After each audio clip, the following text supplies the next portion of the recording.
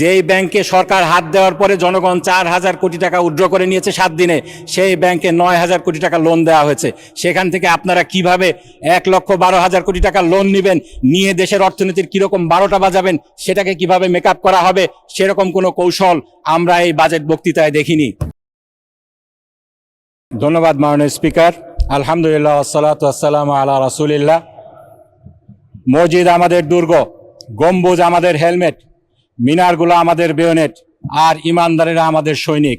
মাননীয় স্পিকার, এই কবিতাটি লেখার কারণে একজন রাজনীতিবিদকে কারাবরণ করতে হয়েছিল, তার দলকে নিষিদ্ধ করা হয়েছিল। আল্লাহর কি ইচ্ছা, সেই রাজনীতিবিদ রাষ্ট্র ক্ষমতায় এসেছিলেন, এখনো বহাল তবিয়তে ক্ষমতায় আছেন। কথাটা এই কারণে বললাম, এই সংসদে মসজিদের রাজনীতি বন্ধের দাবি উত্থাপিত হয়েছে, বাংলাদেশ জামাত ইসলামীকে নিষিদ্ধ করারও দাবি উত্থাপিত হয়েছে। আপনার মাধ্যমে আমি বলতে চাই, এই ধরনের ফ্যাসিবাদী দাবি আগেও একটি দলের নেতা কর্মীদের আমরা করতে দেখেছি। আমরা দেখেছি আজকে জনগণ তাদেরকেই নিষিদ্ধ করে দিয়েছে। যাক, বাজেটের প্রসঙ্গে ফিরে আসি। মাননীয় স্পিকার, এই যে আমরা সংসদ সদস্যরা বাজেট নিয়ে আলোচনা করছি, বিতর্ক করছি, বাস্তবে এই বাজেট নিয়ে আমাদের অংশগ্রহণ কতটুকু?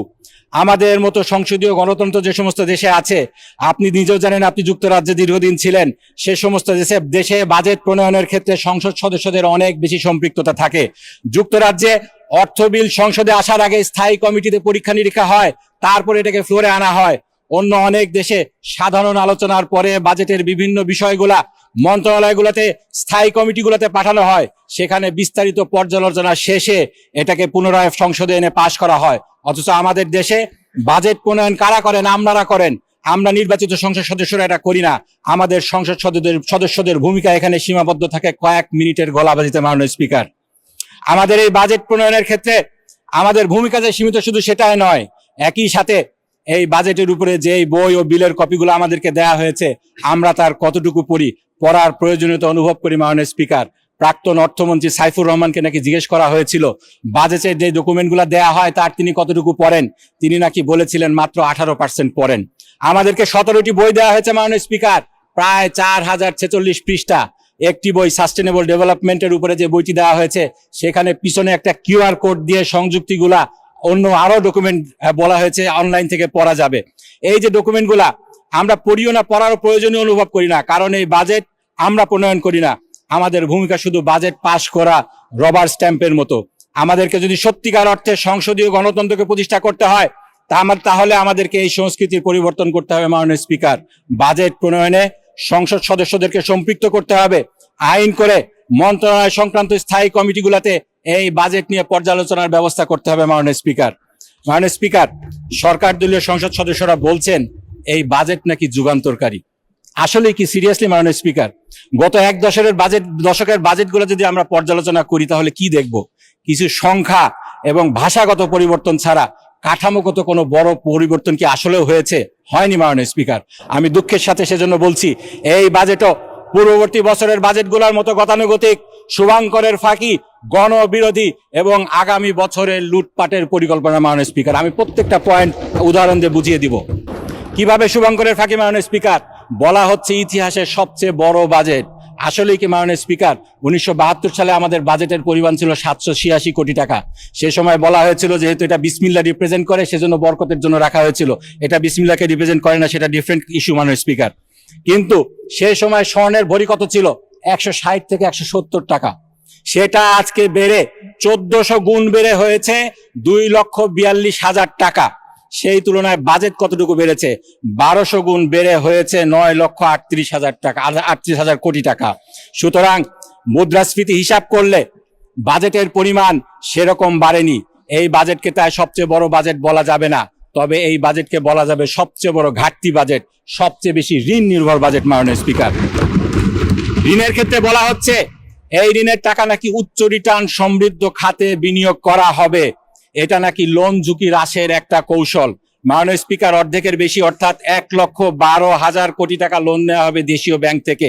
এই দেশীয় ব্যাংকগুলোর অবস্থা কি মাননীয় স্পিকার? আজকেও রিপোর্ট বেরিয়েছে টাকা ছাপিয়ে ফের ধার দিচ্ছে কেন্দ্রীয় ব্যাংক, এক ইসলামী ব্যাংকে, যেই ব্যাংকে সরকার হাত দেওয়ার পরে জনগণ 4,000 কোটি টাকা উইথড্র করে নিয়েছে 7 দিনে, সেই ব্যাংকে 9,000 কোটি টাকা লোন দেওয়া হয়েছে। সেখান থেকে আপনারা কিভাবে 1,12,000 কোটি টাকা লোন নেবেন, নিয়ে দেশের অর্থনীতির কিরকম 12টা বাজাবেন, সেটাকে কিভাবে মেকআপ করা হবে, সেরকম কোনো কৌশল আমরা এই বাজেট বক্তৃতায় দেখিনি। মাননীয় স্পিকার, দেশের ভিতর থেকে আপনারা যখন লোন নেবেন তখন 12% সুদ দিতে হবে। এই সুদ কিভাবে আপনারা কোন উচ্চ রিটার্ন সমৃদ্ধ খাতে বিনিয়োগ করে রিটার্ন আনবেন সেটার ব্যাপারেও বাজেটে বলা হয়নি। মাননীয় স্পিকার, বিদেশ থেকে কম সুদে লোন পাওয়া যায়, এটা ঠিক। সরকার প্রায় লক্ষাধিক টাকার লোন বিদেশ থেকে আনবেন বলেছেন। সেক্ষেত্রে কার কাছ থেকে আনবেন, তারা কি শর্ত দিবে, সেগুলা কিভাবে ডিল করা হবে, সেই কৌশল বাজেটের কোনো ডকুমেন্টেশনে দেখলাম না। মাননীয় স্পিকার, লোন দেয় বিশ্বব্যাংক, লোন দেয় IMF, কিন্তু তাদের শর্তগুলো মানলে সরকার কি জ্বালানি খাতে ভর্তুকি দিতে পারবে? সরকার কি কৃষি খাতে ভর্তুকি দিতে পারবে? মুদ্রাস্ফীতির উপর নিয়ন্ত্রণ করতে পারবে? পারবে না মাননীয় স্পিকার। এই কারণে এই বাজেট শুধু শুভাঙ্করের ফাঁকি নয়, এই বাজেট অপরিকল্পিত, অস্বচ্ছ এবং বাস্তবায়ন অযোগ্যও বটে। মাননীয় স্পিকার, অর্থমন্ত্রী যখন কর ছাড়ের ব্যাপারে বলছিলেন তখন আমাদের ট্রেজারি বেঞ্চের সদস্যগণ মুহুর্মুহু টেবিল চাপছিলেন, কিন্তু যখন ভ্যাটের উপরে আলোচনা করলেন সঙ্গত কারণেই সেই করতালিতে ভাটা পড়ে। কর আছে দুই ধরনের মাননীয় স্পিকার, আপনিও জানেন, প্রত্যক্ষ কর, পরোক্ষ কর। আমাদের 18 কোটি লোকের দেশে প্রত্যক্ষ কর দেন মাত্র 24 লক্ষ মানুষ, কিন্তু পরোক্ষ কর সেই ভ্যাটটা আমাদের আপামর জনসাধারণ দেন।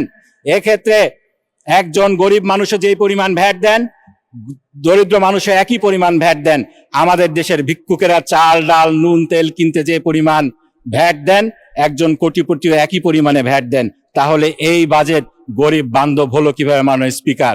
আপনারা ভ্যাটের আওতা বাড়িয়েছেন, আপনারা গ্যাস সিলিন্ডার সহ 20টি আইটেমের উপর ভ্যাটের আওতা বাড়িয়েছেন। মাননীয় স্পিকার, অনেক কার্ডই তো দিচ্ছে সরকার, ভ্যাট মৌকুফের একটা কার্ড যদি গরিবদের জন্য দিত, গরিবদের অনেক উপকার হতো। মাননীয় স্পিকার, মাননীয় স্পিকার, কেউ কেউ বলছেন এই বাজেটে নাকি কালো টাকা সাদা করার কোনো সুযোগ রাখা হয়নি। কালকে এটা নিয়ে আলোচনা হয়েছে। আমরা যে বাজেট ডকুমেন্টগুলো পড়ি না পড়েই বক্তৃতা দেই, তার এটা একটা প্রকৃষ্ট উদাহরণ। এই যে বাজেট অর্থ বিলটা দেয়া হয়েছে, এর 124 নম্বর পৃষ্ঠায় 152 নম্বর ধারায় সেই সুযোগ দেয়া হয়েছে আবাসন খাতে কালো টাকাকে সাদা করার। এই কালো টাকাকে সাদা করার সুযোগ দেয়ার সবচেয়ে বড় ভুক্তভোগী হবে মধ্যবিত্ত শ্রেণী, যারা তাদের সারা জীবনের সঞ্চয় দিয়ে একটি ফ্ল্যাট বা মাথা গোজার ঠাঁই কিনতে চান। তাই আমি এই বাজেটকে মধ্যবিত্তের জন্য স্বস্তি নয়, বরং অতিরিক্ত চাপের বাজেট বলে মনে করি।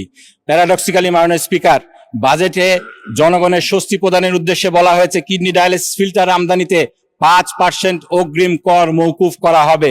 এতে কিডনি ডায়ালিসিসের খরচ 800 টাকার মতো কমে যাবে, মোটামুটি 2000 টাকায় নেমে আসবে। মাননীয় স্পিকার, এই বাজেট দেওয়ার 2 দিন আগে একটি হাসপাতালের লাইসেন্স বাতিল করা হয়েছে, 8 দিন হসপিটাল। সেখানে গরিব মানুষদেরকে মাত্র 250 টাকায় কিডনি ডায়ালিসিস করতে দেয়া হতো। হাসপাতালটি বন্ধ হওয়ার পরে গরিব মানুষ, রিক্সাওয়ালাদের কান্না হাজারি আমরা দেখেছি। মাননীয় স্পিকার, গরিবের সস্তায় চিকিৎসার একমাত্র অবলম্বনকে বন্ধ করে ডায়ালিসিসের কর মৌকুফ, এটা কি গরু মেরে জুতা দান বললে খুব অন্যায় হবে? মাননীয় স্পিকার, মাননীয় স্পিকার, এই বাজেটে উন্নয়নের অনেক বড় বরাদ্দ রাখা হয়েছে, কিন্তু প্রশ্ন হলো এই অর্থ কাজে লাগানোর মতো সক্ষমতা আমাদের কতটুকু আছে, সেটা কি যাচাই হয়েছে কিনা, আর কতটুকু লুটপাট হবে? আমরা যারা তৃণমূলে কাজ করি তারা জানি এডিপির বরাদ্দের 50%ও উন্নয়নের কাজে লাগে না। আমাদের সংবিধানে উন্নয়নের বরাদ্দ কিভাবে খরচ হবে সেটার হিসাব সংসদে অ্যাপ্রোপ্রিয়েশন অ্যাকাউন্টের মাধ্যমে দেয়ার বাধ্যবাধকতা রয়েছে। সংবিধানের 90 ধারা, 132 ধারা, সরকারি অর্থ এবং বাজেট ব্যবস্থাপনা আইনের 2009 সালের 17তম ধারায় এই বাধ্যবাধকতা রয়েছে। কিন্তু মাননীয় স্পিকার, এই আইনের ফাঁক গলে এই হিসাব সময় মতো কখনোই দেয়া হয় না। 6 বছর পরে হিসাব দেয়া হয়। আমাদের সামনে 2018 সালের হিসাব রয়েছে, 19, 20, 21, 22, 23, 24, 25 সালে এই বাজেট কিভাবে ব্যবহৃত হয়েছে তার কোনো হিসাব আমাদের সামনে নেই। এই হিসাব ছাড়া, এই ধরনের অ্যাকাউন্টেবিলিটি ছাড়া এরকম বড় বরাদ্দ, এটা কি হরিণ লুটের পথ খুলে দিবে না? মাননীয় স্পিকার, মাননীয় স্পিকার, দুর্নীতি আর লুটপাট যদি আমরা ঠেকাতে পারতাম তাহলে এরকম ধার করে বিরিয়ানি খাওয়ার মতো এত বেশি লোন নিয়ে আমাদের উন্নয়ন পরিকল্পনা বাস্তবায়ন করতে হতো না। এক্ষেত্রে একটা উদাহরণ দেব মাননীয় স্পিকার, আমাদের চিনি শিল্প আমাদের দেশে দীর্ঘদিনই লস প্রজেক্ট। আমাদের এক্সপার্টরা বলেন যেহেতু আখে আমাদের চিনির কনসেন্ট্রেশন কম, তাই এটা লাভের মুখ দেখে না। 2001 সালে যখন জোট সরকার ক্ষমতায় ছিল সেই সময় প্রথম দিকে এই সুগার ইন্ডাস্ট্রির লস ছিল 1.18 বিলিয়ন টাকা মাননীয় স্পিকার। পরে আমার শহীদ পিতা মাওলানা মতিউর রহমান নিজামী যখন শিল্প মন্ত্রণালয়ের দায়িত্ব নিলেন, দুর্নীতির বিরুদ্ধে শক্ত অবস্থান নিলেন, আমরা দেখলাম এই লস কমে পরের 3টি বছর এই শিল্প লাভের মুখ দেখলো। প্রতি বছর 700 মিলিয়ন করে প্রফিট করেছে। কিন্তু মাওলানা নিজামী যেদিন দায়িত্ব ছাড়লেন তার পরের বছর এই খাতটি আবার লসের মুখে পড়ে। আরেকটি ঘটনা শুনেছি মাননীয় স্পিকার, সত্য মিথ্যা মাননীয় প্রধানমন্ত্রী বলতে পারবেন, মাননীয় প্রধানমন্ত্রীর দপ্তরে নাকি একটা হোটেল থেকে দুপুরের খাবার সাপ্লাই করা হতো। change tv.press এক ফোঁটা হলুদও নেই।